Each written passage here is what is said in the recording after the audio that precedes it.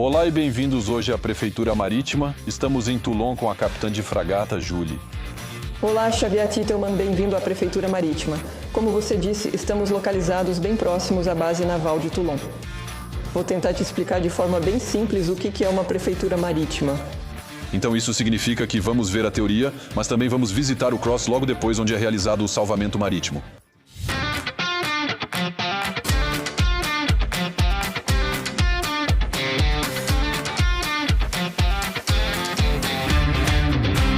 Afinal, quais são as funções de uma prefeitura marítima?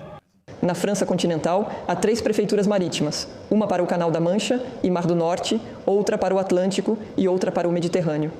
Afinal, a prefeitura marítima é realmente uma função civil liderada por um prefeito marítimo. Essa função de prefeito civil, hoje, ela é ocupada atualmente pelo vice-almirante de esquadra Christophe Lucas, oficial da Marinha. E o que é importante... Piloto do Atlantique 2. E, de fato, piloto do Atlantique 2. Eu conheci o pessoal da 23F. Bom conhecimento. E então, na verdade, o que é importante entender é que na mesma pessoa vamos acabar tendo 3 funções. Então, aquela que é mais intuitiva. Um almirante, ele é comandante conjunto das operações no Mediterrâneo. Certo, C. A função dele, o trabalho dele, na verdade, é ser o grande chefe militar do que voa, do que flutua e do que vai debaixo d'água de forma conjunta entre as forças armadas. Porque de vez em quando também tem a Força Aérea. Porque, de fato, a gente pode ter outros meios também. Sim, e então ele vai cuidar da zona do Mediterrâneo, que vai de Gibraltar até o Mar Negro. Certo, com o objetivo de garantir, no final das contas, o bom conhecimento do espaço aéreo-marítimo, certo. Ele está sob as ordens do SEMA, chefe das operações. Então essa é a sua primeira função, a função basicamente militar. A segunda função, que também é uma função militar. Chamamos de comandante de distrito marítimo, ou CAM para os íntimos. Então, por trás desse jargão, na verdade, ele é o chefe de todas as unidades navais em terra do quadrante sudeste e, ao mesmo tempo, da guarnição de Toulon. Ele coordena toda a infraestrutura e a segurança das instalações. E quando falamos de meios, estamos falando de quê? De fragatas, de helicópteros, de tudo mesmo? Então, meios em terra serão os marinheiros em terra, por exemplo, os que serão empregados. No que chamamos de FOSIT, por exemplo, a cadeia semafórica e os semáforos, temos marinheiros por toda a costa. Também pode ser em alguns centros específicos, especialmente ligados a tudo que é divulgação ou treinamento. Tem o BMPM, todas essas coisas também? Sim, ele realmente supervisiona a parte do BMPM. E, por fim, existe a função de prefeito, então prefeito marítimo. E aí, ele está sob a coordenação do SGMER, do Secretário-Geral do Mar, e sob as ordens diretas do Primeiro-Ministro. Certo, então, é realmente uma cadeia funcional, civil. O importante é que a mesma pessoa representará as 3 cadeias, facilitando a coordenação da ação na costa mediterrânea.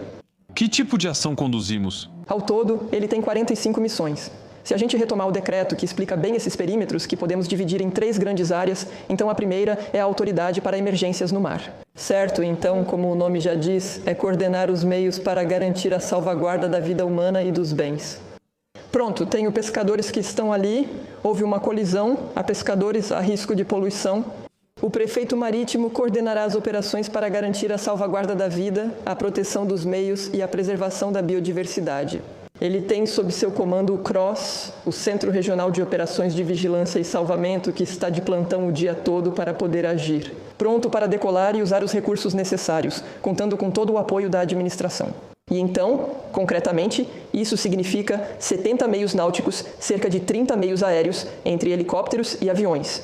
Pronto. Estamos falando do serviço aduaneiro, estamos falando da gendarmeria, realmente? Todo mundo. Sim, todos. E então, ao todo, são 8 administrações. E, de fato, estamos falando do serviço aduaneiro, da gendarmeria, da polícia e da marinha. Certo, então é isso. Ele vai poder ordenar à marinha que intervenha, por exemplo, em um resgate, se isso for necessário. Certo, então esse é o primeiro grande aspecto. E para dar um exemplo, no Mediterrâneo, atualmente, no ano passado, tivemos 3.000 operações coordenadas pelo CROSS. E dessas, 850 resultaram em operações de resgate. Certo, então são cerca de 10 por semana. Sim, tem sim. Principalmente durante a temporada de verão, certo, mas também temos grandes eventos durante o inverno ou fora de temporada. Essa é a primeira grande missão. O segundo pilar é tudo que envolve a polícia no mar. Certo, é isso. O prefeito marítimo também tem o poder de polícia e, portanto, pode regulamentar. Então, ele vai emitir portarias e também terá os meios para fiscalizar. Então, ele vai designar a polícia, ou melhor, a polícia e a gendarmeria marítima, para realmente fazer cumprir as leis aplicáveis. Os excessos de velocidade? Essas coisas, exatamente. É verdade, não, mas na área, nos canais, nessas zonas de responsabilidade, sim, e realmente para fazer a fiscalização. Também haverá a ordem pública no mar. Sim, da mesma forma que fazemos cumprir nas áreas de alta densidade de convivência. Conhecemos bem isso no Mediterrâneo. E também todo o combate aos tráficos ilícitos, incluindo drogas e questões envolvendo migrantes. E também o contra-terrorismo marítimo, que faz parte disso também. O contra-terrorismo também integra esse ramo marítimo.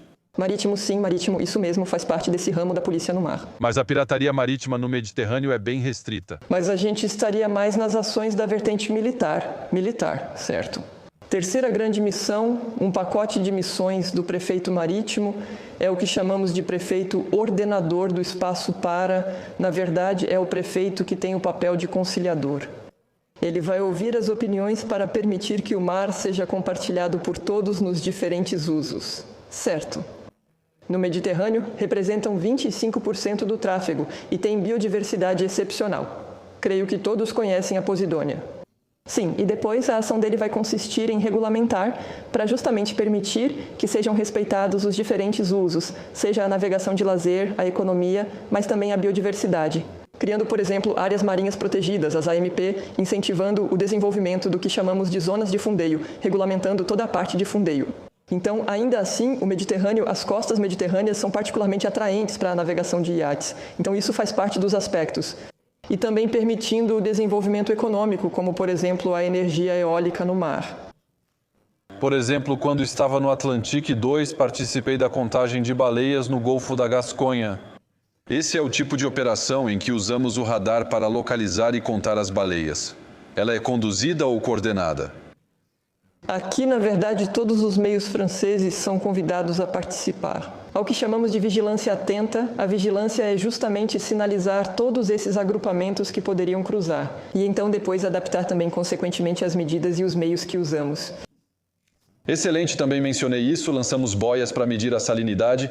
Tudo isso integra a ação do Estado no mar em sentido amplo. Então, vamos usar esses dados do IFREMER para poder depois, por exemplo, adaptar ou quando precisamos de informações específicas. Para justamente criar novas áreas, vamos utilizar todos os cientistas que trabalham em determinadas zonas marítimas. Para dizer, ok, na verdade, precisamos de uma área protegida em tal lugar, por causa da biodiversidade, por causa de elementos específicos, por ser uma zona de cetáceos extremamente vulneráveis. Voltando a um exemplo concreto, lembro do Irica, um grande petroleiro cujo vazamento causou uma catástrofe. Hoje estamos preparados para enfrentar algo assim? Antes de responder, vou voltar um pouco para entendermos melhor.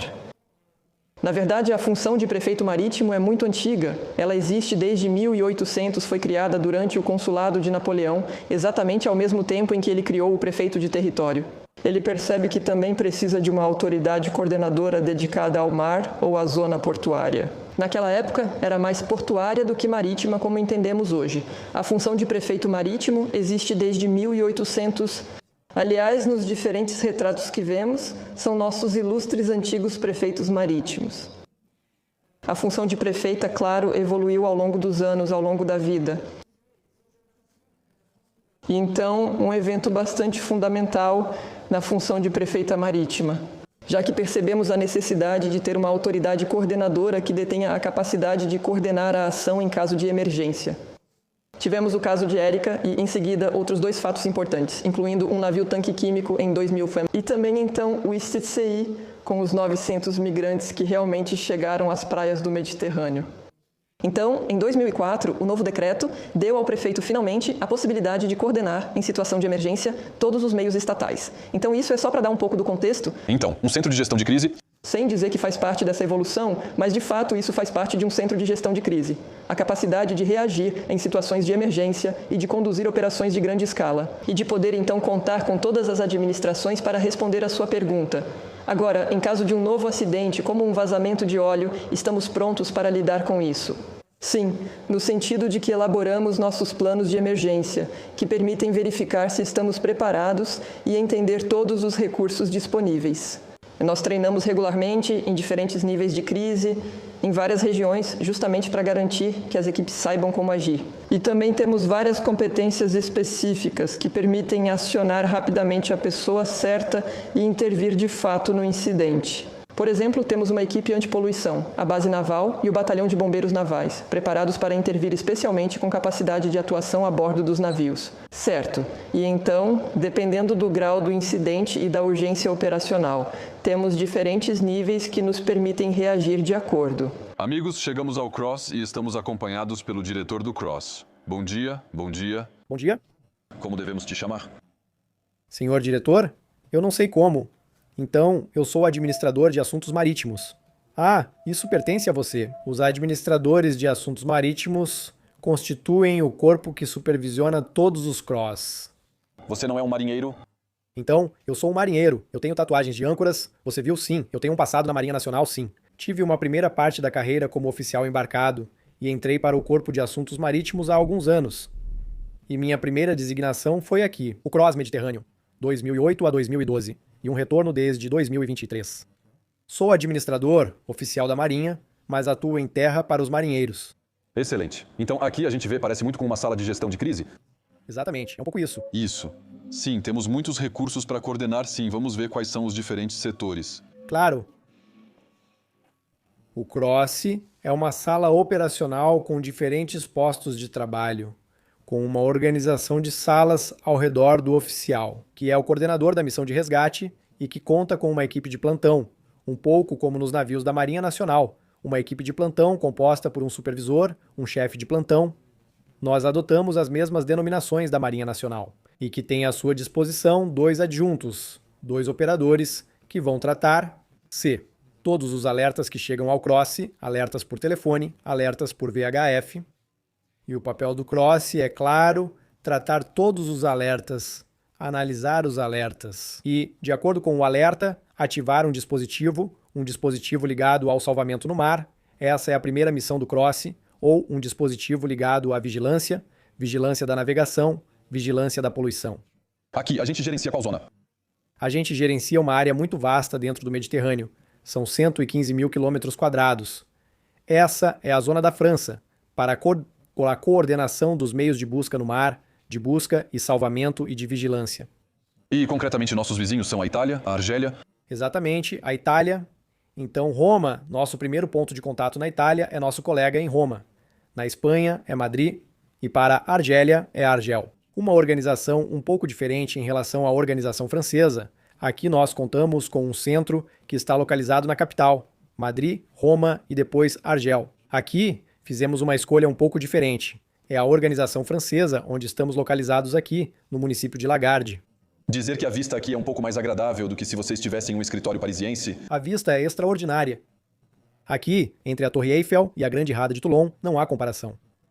Pelo volume envolvido, em um ano, não vou dizer quantas pessoas salvamos, talvez possamos dizer assim. Todo ano, um CROSS como o CROSS Mediterrâneo envolve quase 12 mil pessoas. 12 mil pessoas, então, é como se fosse uma cidade importante do VAR, e são quase 5.500 eventos tratados todo ano. Desses 5.500 eventos, um local como o de Lagarde representa 4.500 operações. O CROSS Mediterrâneo, é importante entender, são 2 locais. Este aqui, Lagarde, e um local em Ajaccio, para as operações ao redor da Córcega. Então, no final, são 4.500 operações tratadas, com 3.500 operações aqui no local de Lagarde e 1.000 operações no local da Córcega. O restante são chamadas recebidas, que são tratadas, mas que não resultam em uma ação operacional. Certo, obrigado. E quando falamos de mobilização, isso vai desde o policial da CRS, que faz salvamento na praia, até a decolagem de um helicóptero de resgate. Essa é a escala. Obrigado. Obrigado. É exatamente isso. Está certo, exatamente. Do salva-vidas voluntário que atua em um posto de praia do município de Cannes ou do município de Valras, enfim. Isso cobre realmente todos os postos de praia. Então, a gente parte da praia até o limite externo da nossa zona de responsabilidade, fazendo uso dos recursos da Marinha Nacional, dos recursos da Alfândega, dos recursos da Força Aérea também. Aqui, então, é isso, é tudo muito, muito variado. Temos essa organização na França que se baseia na coordenação das administrações competentes. No mar, então, eu citei alguns exemplos, mas acima de tudo, esse é o verdadeiro princípio da solidariedade entre a gente do mar. A gente recorre aos navegadores de lazer, aos profissionais, ou seja, às pessoas do mar, aos marinheiros que estão na área e que ouvem. Uma mensagem de rádio, uma mensagem pam-pam, uma mensagem, uma retransmissão de socorro, uma retransmissão de emergência. E então, no fim das contas, é o marinheiro comum, o marinheiro que navega, que deve ouvir e que deve mudar sua rota para prestar assistência a um marinheiro envolvido em um incidente. Canal 16, exatamente. E existe um número de telefone 196. 196. Não é igual ao solo superior. Amigos, hoje... O que acontece nessa época do ano? Normalmente, estamos, entre aspas, nos preparando para a alta temporada. Mas hoje, por exemplo, esta manhã, é uma série de eventos comunicados ao CROSS. Preocupação com um caçador submarino e um corpo achado no mar. Isso também faz parte do trabalho das equipes do CROSS. Um relato de uma testemunha em terra que observa no mar uma massa um pouco escura. Parece fumaça, então pensamos incêndio. Isso faz parte do dia a dia, com vários eventos atendidos pelas equipes. E todo o valor operacional de um CROSS é acionar muito rapidamente, com base em uma análise rápida, acionar os recursos sem comprometer as chances de salvamento. Para as pessoas envolvidas, então, isso é objeto de tratamentos, de ativações. Falávamos dos bombeiros, foi o caso esta manhã. E é assim, afinal, o cotidiano das equipes aqui no CROSS, com uma atividade que varia de acordo com a época do ano, de setembro a março, abril. Estamos na baixa temporada, então isso permite que as equipes, afinal, treinem para depois voltarem à alta temporada, de abril a setembro. Usuários de embarcações de recreio e praticantes de atividades náuticas retornam ao local. Quanto aos exercícios, também são realizados grandes treinamentos. Sim, todo ano temos exercícios importantes que permitem, no final das contas, que toda a cadeia operacional, um CROSS, uma prefeitura marítima, possa treinar. E foi o caso no último dia 26 de março, com um exercício de grande porte, um exercício internacional, um exercício de acidente com aeronaves. Também temos potencialmente esse tipo de evento para acontecer, para lidar e que permite às equipes treinarem e aumentarem sua capacidade, o que faz com que, em uma sala operacional como esta, todos os postos de trabalho estejam ocupados. Temos essa capacidade de ampliar a capacidade operacional, também temos essa capacidade de receber pessoal de fora. No CROSS, penso especialmente nos médicos do SAMU. Aqui é o SAMU 83, que é um pouco nosso coordenador dos recursos médicos. Então, para esse tipo de exercício, o CROSS aumenta sua capacidade, como toda a cadeia operacional, especialmente a Prefeitura Marítima, que consegue montar uma equipe de gestão de crise. Acredito que vocês atuam de forma interministerial, como no CODIC, Centro de Gestão de Crise Interministerial, por 4 anos. Claro, sim. É necessariamente um trabalho interministerial. A partir do momento em que o evento ganha proporção, potencialmente é de fato o CODIC que pode ser acionado. A partir do momento em que a situação é tal que a região precisa de reforços, de outros meios, pertencentes do Atlântico, do Canal da Mancha e do Mar do Norte. Isso de fato passa pelo COGIC, conforme a análise da situação. Também contamos com os bombeiros. Na região, o Batalhão de Bombeiros Navais de Marsella é o especialista em incidentes a bordo de navios e que também é capaz de aconselhar um centro como o CROSS, capaz de aconselhar, é claro, um prefeito marítimo, mas dependendo da situação, recorremos aos recursos das outras frentes marítimas. O CROSS dispõe de uma rede de estações de rádio que nos permite captar, é claro, todos os alertas de emergência no canal 16. Há também monitoramento telefônico pelo 196. O CROSS é o receptor de inúmeras chamadas de testemunhas em terra. Aqui está o cidadão comum, a cidadã comum que liga para o 196 e nos relata um evento observado a partir da terra. Então, basicamente, o VHF, já que aqui no Mediterrâneo percebemos uma tipologia de intervenções extremamente restrita. É uma faixa costeira, entre 0 e 6.000, então cerca de 10 quilômetros a partir da terra. E é aí que se concentra nossa atividade, muito voltada para o lazer, muito voltada para os esportes náuticos. E isso exige de nós uma excelente coordenação com os meios que temos à disposição. SNSM, Sociedade Nacional de Salvamento no Mar, nosso principal parceiro para as intervenções no mar, os helicópteros da Marinha Nacional, obviamente, os helicópteros da Defesa Civil, a Força Aérea. Então, é uma coordenação por VHF. Os meios, nosso sistema de armas, se é que posso dizer assim, é realmente o VHF. E a gente vê nos diferentes postos. Aqui, você tem o operador, que é responsável, em particular, pelas operações SAR, e que, a partir do seu posto de trabalho, é capaz de direcionar um meio ou coordenar vários meios, dispositivos. Então, é uma informação que não é protegida. Estamos lidando com informação aberta. Principalmente, então, temos nosso próprio sistema. É um sistema desenvolvido pelo Naval Group, bem conhecido na indústria de defesa, e que também desenvolveu uma aplicação civil, CIMIS, que está implantada em todos os CROSS. Portanto, é um sistema que se baseia em vários componentes, com diversos sistemas. Aqui, vocês têm na tela o que corresponde ao nosso módulo de recepção de alertas. Uma pessoa ligando para o 196, localizada em tempo real. E a partir dessa informação, nós o interrogamos. Fazemos uma série de perguntas para ele, para determinar, afinal, qual é o evento, qual é o tipo de intervenção que devemos realizar, qual é o melhor meio que vamos acionar para responder ao evento. Eu insisto muito na nossa obrigação de meios. Nós não temos uma obrigação de resultado, mas sim de meios. Mas é o meio mais pertinente, sem perda de chances, então isso pressupõe de nossa parte um conhecimento bastante detalhado. Aqui, vocês veem um mapa mural antigo e solene. Isso também será objeto de uma modificação. Estamos diante de um mapa que está em uso, eu diria, desde a criação deste CROSS. O CROSS Mediterrâneo, isso foi em 68. Bom, ele não é de 68, felizmente, mas temos uma representação de todos os recursos à nossa disposição, com as 47 estações da SNSM, o que exige de nós um conhecimento bastante detalhado, uma relação estreita com os voluntários para poder acioná-los. A SNSM são esses 20 minutos para sair, de dia ou de noite, com diferentes tipos de recursos que nos permitem responder a um evento. Também são, claro, os helicópteros da Segurança Civil, os famosos Dragon, ou os helicópteros da Marinha Nacional. Temos essa sorte de contar hoje com o H-160, que nos permite responder de forma eficaz aos chamados. Não vamos esquecer a Córcega. Essa particularidade insular, que também encontramos no ultramar, faz com que a base de Ajaccio esteja em contato muito próximo com todos os parceiros. E é esse vínculo que faz com que, no final das contas, haja uma eficiência impressionante em nossas operações. Nós vimos isso novamente neste verão, com acidentes muito graves.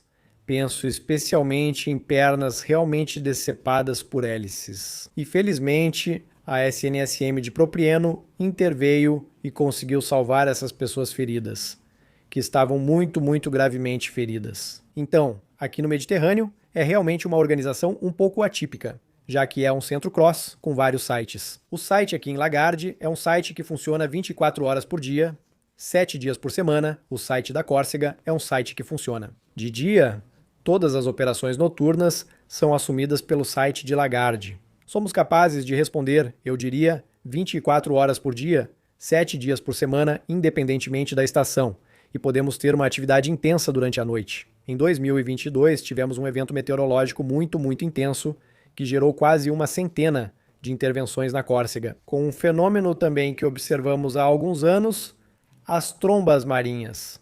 Conhecemos os ciclones. Temos esse fenômeno que hoje em dia é cada vez mais frequente aqui no Mediterrâneo. Mesmo de maneira geral, ao largo da França continental, já que observamos esse tipo de fenômeno neste verão.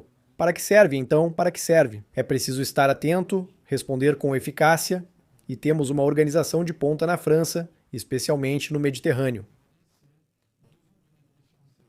Zonas não tinham matado o canal da Córcega, chegam Mediterox. E então, aqui está um que é o europeu Quiberon, uma espécie.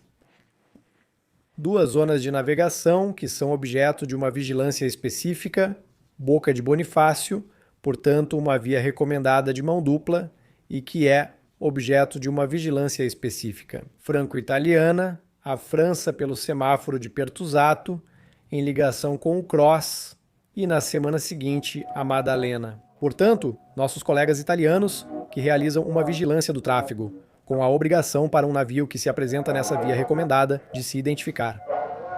Outra zona de navegação, o Canal da Córcega, com um dispositivo de separação de tráfego. Aqui vemos a faixa de subida, os navios que sobem com uma vigilância feita pelos italianos. E na faixa de descida, uma vigilância feita pelos postos semafóricos. Cabo Córcega, Sagro em ligação com o Cross. E se o Xin Han Yuan não respeitar, não andar pela direita, o que a gente faz? Bem, se ele não respeitar, ele está em infração, a princípio, mas principalmente, ele é contatado por VHF para confirmar que está bem, entendeu as instruções e está no dispositivo de separação de tráfego. Fazemos tudo para ajudá-lo a voltar ao caminho certo. E se realmente ele não obedecer, nós temos os meios, já, de informá-lo que ele está em infração, então ele será sancionado. No Mediterrâneo, a costa é muito atraente. Se me permite dizer, o VAR é muito apreciado. Aqui tudo é gerenciado e a temporada vai começar. Os pontos de ancoragem dos iates no Festival de Cannes e Grande Prêmio de Mônaco atraem especialmente iates de 80 metros. Nossa responsabilidade, sob a autoridade do prefeito marítimo, também é conceder essas ancoragens. Então pode parecer algo simples, mas também é o respeito ao meio ambiente marinho. Há também essa parte em crescimento, ganhando força, que devemos fazer respeitar. Então, com uma vigilância baseada em informações que coletamos, como o AIS, que é a identificação automática dos navios, onde recuperamos uma certa quantidade de informações. Também temos essa possibilidade de consultar diferentes bancos de dados, bancos franceses, internacionais, para conhecer um pouco o histórico do navio e para poder autorizar ele a continuar sua rota ou levantar âncora, sair de uma área de fundeio, etc.